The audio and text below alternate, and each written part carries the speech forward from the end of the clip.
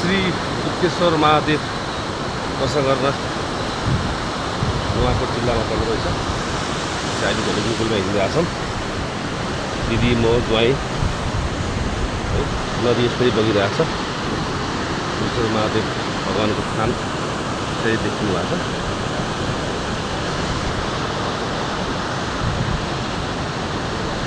दिदी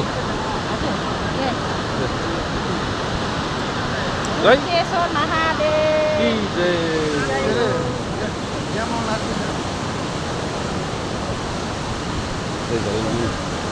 गरेर जानु पर्दो रहेछ महादेव मन्दिर। गुप्तेश्वर महादेव दर्शन गर्न गइरहेको छु।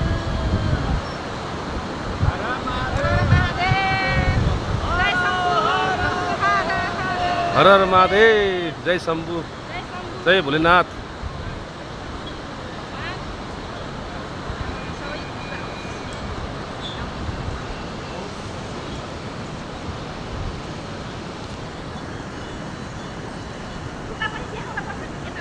अब झलुङ्गो पुल तरेर जाने क्रममा सकिने क्रममा अब भगवानको थानको उकालो बाटो चढ्दैछौँ।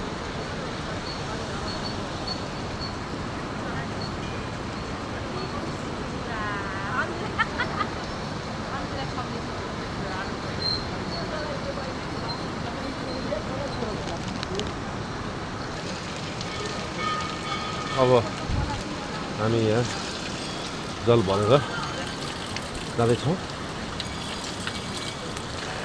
माथि मन्दिरको खान्छ चटना चटनले भरिएको भित्र भगवान् दर्शन हुनुहुन्छ।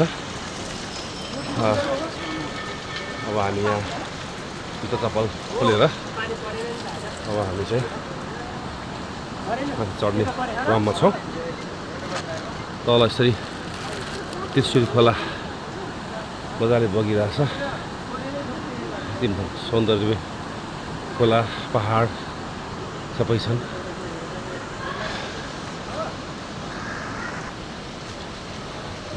जल भरेर मन्दिरको सिँढी गुप्तेश्वर महादेव मन्दिरको सिँढी चढ्दैछौँ। जल भरेर एकदमै रमणीय पहाडको फेदमा यसरी झरनाहरू झरिरहेको अवस्था छ।